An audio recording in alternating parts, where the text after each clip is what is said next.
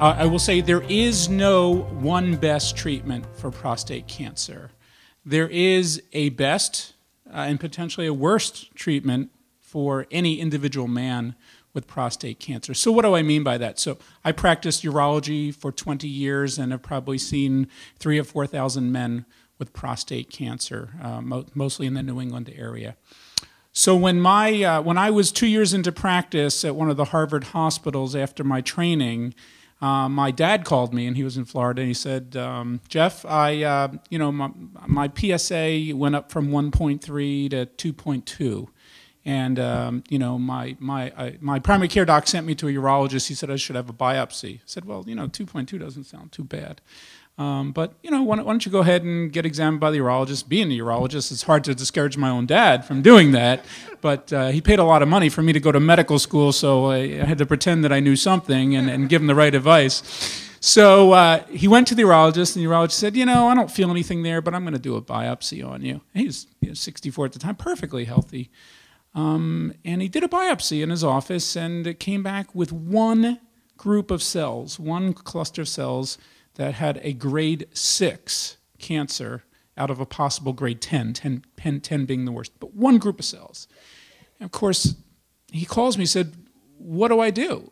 I got one group of cells. I said, well, first of all, I don't know anybody in Florida, so you better come up to Boston. Let's take a look at it, of course. Come up to Boston. We looked at the pathology slides. It confirms there's one group of cells. Out of the prostate probably has millions of cells in it, but there's one that they hit, found prostate cancer. And I had him see a urologist, one of my colleagues in Boston. He said, well, I think we should take your prostate out. You're healthy. You could tolerate surgery well. It's an early cancer. We caught it in time. Now, my dad's an accountant, and he does a lot of numerical things and calculating, and he never takes the first answer. So he got a couple more opinions. And this is 15 years ago. And he said, you know what? I know you're a urologist. I know this is what you do for a living, is take out prostates, but I'm not going to do it. I'm not going to have my prostate out. I said, Dad, I don't know if that's the right answer because, I've seen a lot of men go on and progress. He said, no, I've read all the literature that's there so far, and I'm going to wait and see. So he waited, and he has PSA checked 3 times that same year, and then twice a year for the next couple of years, and then once a year, and his PSA never went over 2.5. And so today he's 79. So that was the best answer for him. And he's done okay from his prostate cancer. He's had other maladies, unfortunately, but his prostate cancer didn't progress. However, then I have men who come to me with a very high PSA. Some are African American, some have a family history of prostate cancer, and they get a biopsy, and they might have a grade 8, 9, or 10. So it's really important to know what your grade is.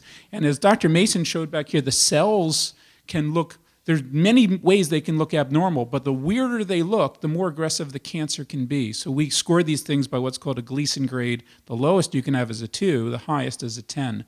So if you have a high Gleason grade and a high stage, that is a suspicion that the prostate cancer may be bigger inside the prostate or possibly even outside the prostate, as well as the PSA number, those 3 factors.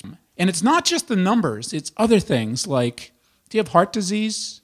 Do you have diabetes? What's your age? What are your other medical problems? And then other questions, who do you live with? Where do you live? Are you working? Are you able to get around pretty easily?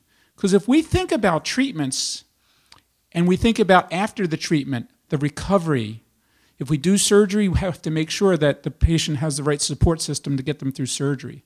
If they're going through radiation, we have to make sure that they have somebody to take them to the radiation center 7 or 8 weeks every day, 7 or 8 weeks in a row to make sure they get the radiation treatment.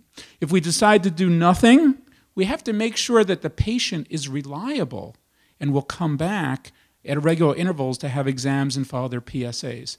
So I don't mean to skirt the question, but the best treatment is the one that together the physician, the patient, and the patient's family determines is the best treatment for prostate cancer. Because unfortunately, the medical profession has not done a very good job, all of us, in really finding out what the best treatment is. We have tried to get patients to enroll in trials where they draw a straw, and based on picking a straw, or A or B, you're going to get radiation, you're going to get surgery or we're just going to watch and wait. Here in the United States, we have not been able to do those trials. Nobody has enrolled in any significant trial of any significant size to learn those things. What we do have is groups of men looking back after they get treatment to see how they've done. Those are not as good. They don't tell us as much about why men chose those treatments, or if they had just a random choice of treatments, how they would do. So as a medical profession, we have a lot more work to do to figure out what the best treatment is for prostate cancer. And I think some of those answers will come from the work of Dr. Kittles and others in basic science to really figure out which cancers are going to go on to really potentially kill patients if they're left untreated or they're not properly treated. So long-winded way of answering what is the best treatment. The best treatment is the best one for the patient as determined by the group that's helping the patient to recover. This is not the state of the science in breast cancer, for example. Correct. In breast cancer, we know what to recommend to a woman who has breast cancer. We pretty much know what to recommend, I think probably even for colon cancer, what to recommend. But from a purely scientific point of view, taking the patient and their wishes out of it, what are you saying then that from a science point of view, we cannot say based on our examination of the data that we have that this is the best treatment? Now, it may not be best for you, right, but we think for your particular cancer, this is the best treatment. That's correct. We don't have the properly constructed trials to tell us in a going forward, a prospective fashion, that one treatment is absolutely better than another. You know, if you go to a surgeon, you're probably going to, and you're a reasonable surgical candidate, you're probably going to get your prostate out. If you go to a radiation doctor, you're probably going to get your prostate radiated. So when you go to these individual specialists, you know, when all you have is a hammer, everything looks like a nail. Remember, ever hear that saying?